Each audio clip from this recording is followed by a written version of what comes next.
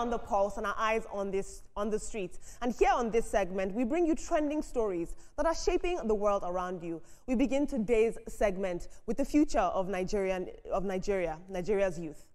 The NYSC is raising concern over the growing number of corps members being rejected by the organizations that they're being posted to. At a recent workshop in Jos, the agency said that these rejections are becoming too common and are denying young graduates the chance to gain real work experience during their service year. The NYSC also revealed that some employers don't even bother to request for corps members, while others delay their placement or fail to provide a basic welfare for them. In more troubling cases, they're saying that some corps members have reportedly been treated poorly or unfairly. The agency is now urging employers to do better by creating a work environment that is supportive, respectful, and committed to helping these young Nigerians grow. We know that part of the NYSC experience, one of the best parts, aside from the Mami market, of course, is the real work experience that these corpers get. And so that experience is invaluable. To deny them of this is actually to affect how they can be productive and engage in the workforce after this experience. That is unacceptable. And I love the fact that the NYSC is doing their research and raising concern when necessary. Let's take a look at social media.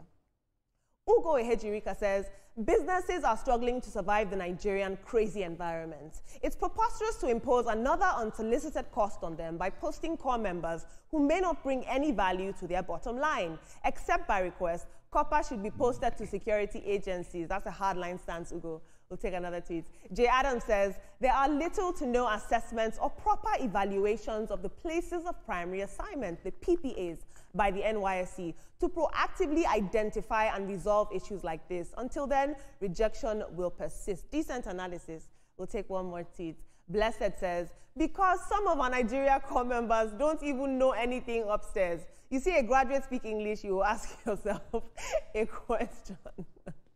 That's not nice. But moving on in more local news. In a bold and unexpected revelation, the Anambra State Governor, His Excellency Chukwuma Soludo, says that nearly all criminals arrested in the state in the last 3 years are Igbos, not outsiders. Now, speaking at a town hall meeting with Anambra indigents in the diaspora in Maryland, USA, the governor admitted that he once believed the popular narrative that Fulani herders were behind the violence in the southeast. But he says that now the evidence tells a different story. He says that Igbos are the ones kidnapping Igbos. He said that security reports show that criminal camps across Anambra are overwhelmingly operated by people from within the region. Listen to him say this. I've been in office for three years and 3 months, okay? If we have arrested 100 criminals, non-mafia, kidnappers, and so on and so forth, 99.99% of them will mark Igbo. Did you hear me right? I said 99.99% of them will mark Igbo. So these things are made because that was part of the lie that was put in propaganda. Now, we just heard the governor peg the figure at 99.99%. This is a statistic that, of course, triggered heated conversations back home and online. The governor is under pressure right now to restore peace and rebuild trust in his state. And he also used the moment to challenge the diaspora community. He told them to return, invest, and help rebuild. He said it's time for Igbos to stop pointing fingers outwards and confront the uncomfortable truth within. And I think that this is a moment that is not just for the Southeast, it's for each tribe to look within and accept the role that they're playing in the insecurity of Nigeria, and free of bias and void of tribalism, to really confront the truth and see how we can all unite. Let's take a look at social media. Dr. Izu says, this is disheartening. I once treated a patient who had been brutalized by kidnappers. He was captured along the Enugu-Anambra road. Although they blindfolded him, he said that they spoke Igbo fluently. Babangida says, not Ibrahim Babangida, I am Babangida, says, it has long been known that most crimes in southern Nigeria are committed by local indigenous people, not Fulanis. It's time for southerners to look inward regarding crime in their regions, as politicizing the issue will only exacerbate tensions. Security data consistently points to local involvement. And finally, Truly Diarra says, Soludo is consistently preparing for national acceptance for his future presidential ambition, even if it entails lying openly against his own people. Fear over ambitious and self-focused politicians. Interesting. Team, we know as journalists, and even generally with the climb that Nigeria is in right now, that this is a very sensitive issue. But you have an Igbo governor who's coming out to say, it is my people who are committing crimes against themselves. Stop the sensationalism and stop these narratives. We are our own problem. You do when you want to solve a problem is to accept that the problem exists. If you do not accept that the problem exists, you'll be running around in circles. He has accepted that that problem exists. Number two, he is looking at facts. And for you to give statistics like that, 99.99%, my dear, it's 100%. That's right. And the man was doing the right thing. The last tweet you read just made me shake my head. People will be thinking this way. This man needs to bring peace and stability to his state, and he's confronted with facts, and he is seeing the Igbos in diaspora as a way of getting this problem solved. That's why he's presenting facts to them. I think he did a wonderful thing. And for NYSC, wow. Yes, the economy might be bad and so on, but social integration of our students all over Nigeria is something that it's a national call. Some of us should learn how to sacrifice for that. The suggestion that we should send them to security organizations, yes, Israel does that. Graduates, they have their own form of NYSC, but the thing is that after that, they just conscript you into the army for 1 year. Maybe we should think about that too. Absolutely. Let's look at avenues where we can have these persons integrated too, so they can have work experience, because a number of organizations are struggling, and so they cannot take the huge number of NYSC core members as we speak. So they are trying to manage the number of staffers they have, and then you saying they should adopt core members might be a burden, especially financially, for them, and so they will decide to reject them. And it is not the fault of the organization. It is the fact that the economic situation as it stands, a number of offices are shrinking, and so cannot expand beyond what they can handle. That's how I see it. Now to Governor Chukwuma Soludo. I think because he's the governor, he gets security reports and he sees it. That's why he said the number of arrests made, you have 99.99% being indigents of that area.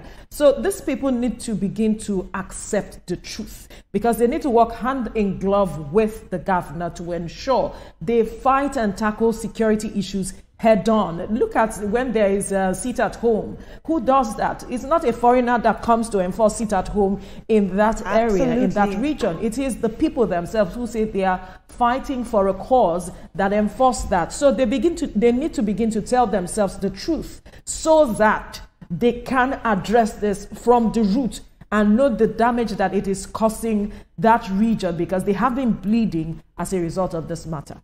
Absolutely. There is a Yoruba proverb that says, translating it into English, that the weevil or the beetle that eats the vegetable lives within it. Yeah. It's only people who know the terrain, who understands the geography, the geographical positioning of their state or the localities, that can operate very, very well. Now, let alone talk about a region that is not as big as other regions like North and the South.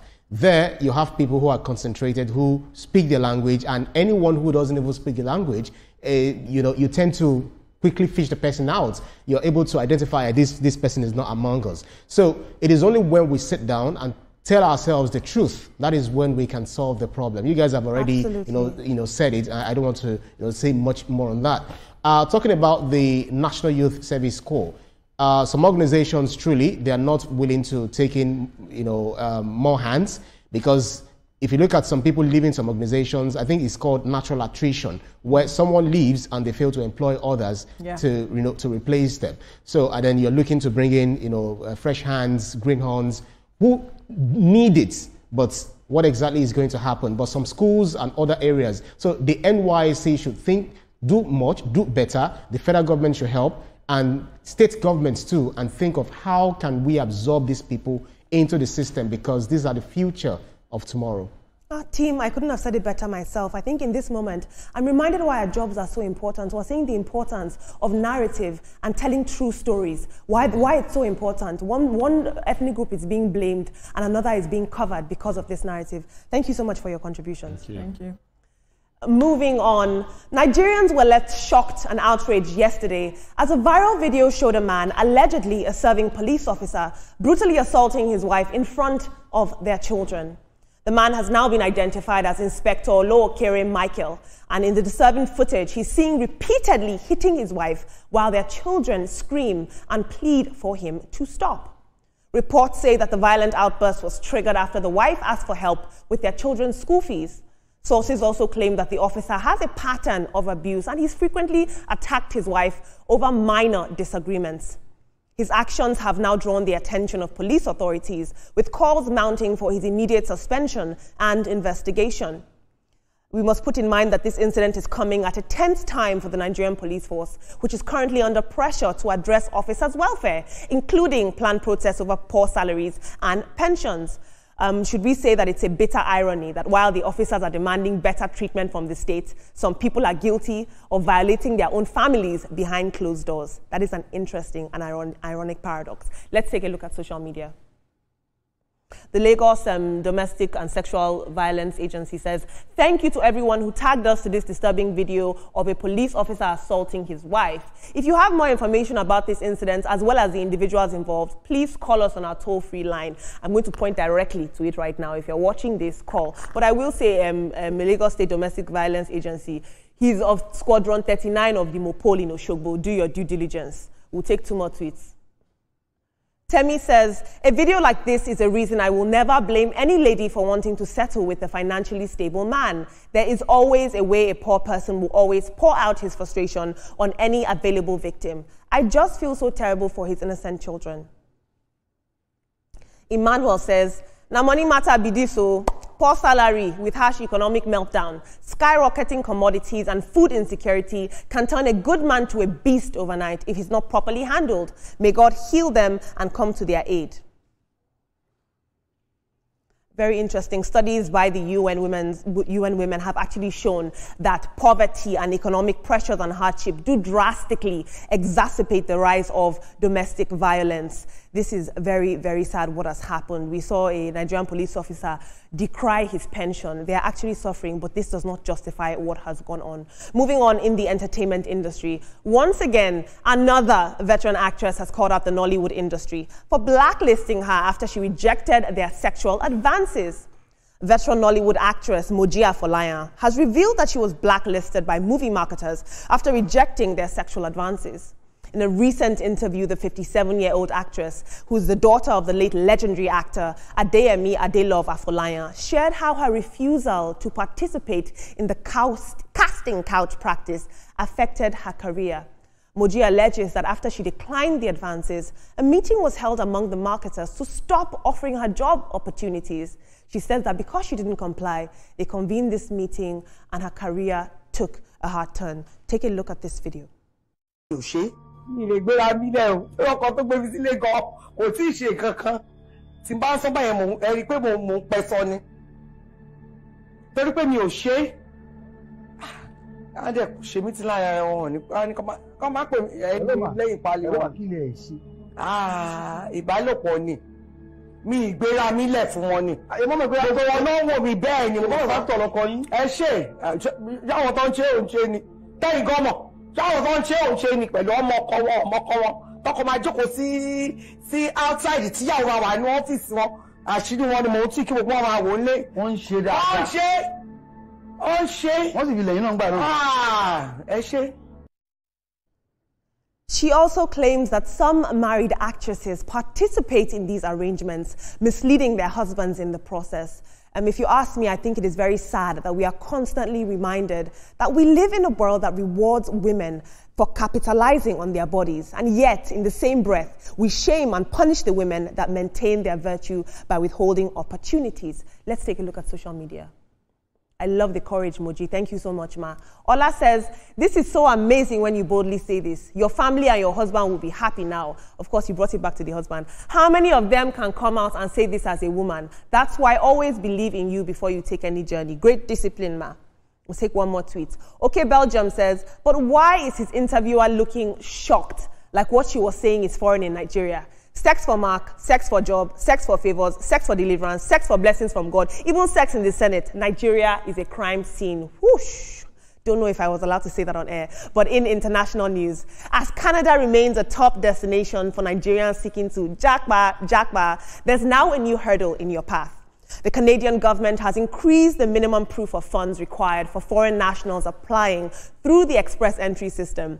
Effective July 7th, a single applicant must now show access to at least 15,000 Canadian dollars, which is roughly 17 million naira, which is up from the previous minimum proof of funds of 14,000 Canadian dollars. This update was announced by Immigration, Refugees and Citizenship Canada, IRCC, and it reflects the rising living costs in Canada and is aimed at ensuring newcomers are financially equipped to settle in their country. Can you blame them?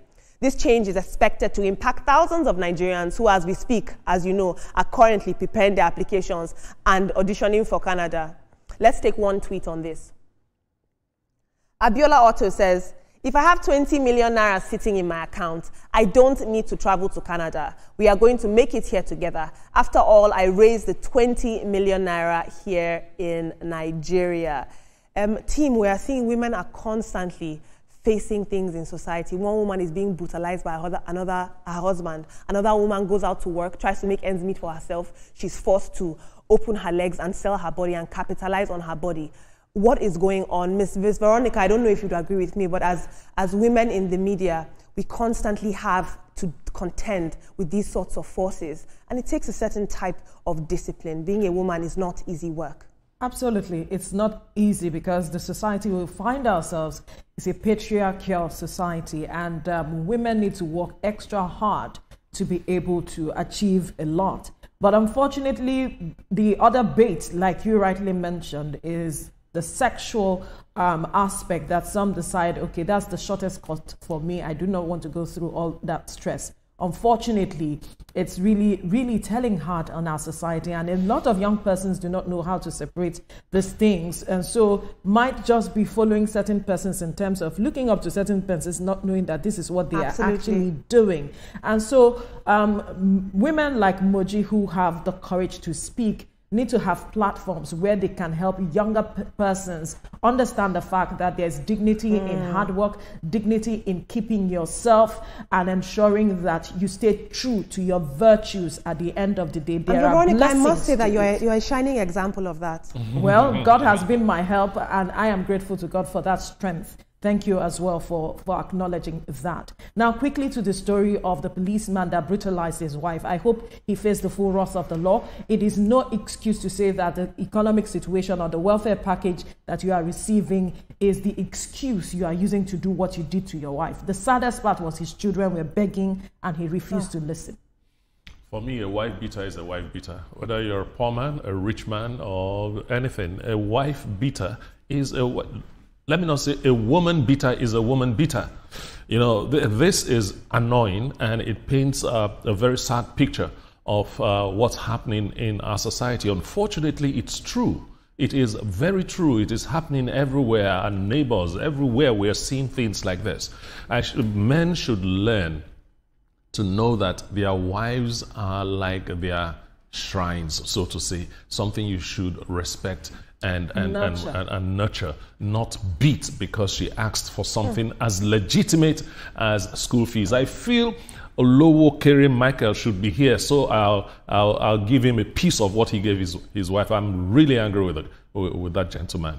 It's annoying. Now for Moji, you're strong, you know, and it's good you stick to your guns. Yes, if you don't have talent, you wouldn't have been in that industry. Anybody tries to diminish it because you're a woman is a person's loss, it's not yours. Well said. Absolutely, and that's a very good one, that we have someone who can come out and speak, you know, about that, especially in this era of sexploitation. That's why I disagree when they objectify women in musicals, in videos, making women as if they're object and, things for sex or sexual pleasure. So we should do better, in the media space, in the movie industry, anywhere where we have our celebrities, so that young and up-and-coming artists will learn from them the right way and learn virtues. The wife beater, bully on the streets, bully at home, because if you check in, it will also be a bully on the street. And these are people that are painting the Nigerian police, the Nigerian security agencies, personnel as bad.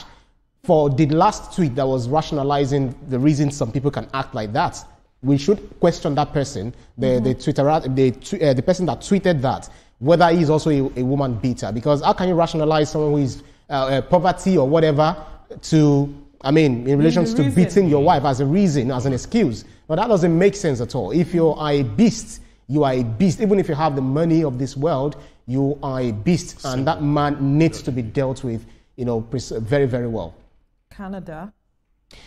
Yeah. We all forgot because we like it here. Yeah, no, the reality there is that I chose not to talk about it because one thing is, it is felt across the globe. The rising inflation, everything. If you check the news, you always hear unemployment rate, inflation rate, pressures and all of that. So it's the same thing world over. The world is grumbling. I take it none of us have plans to jackpot. Ibrahim, if I have 17 million, I'll stay here and grow it.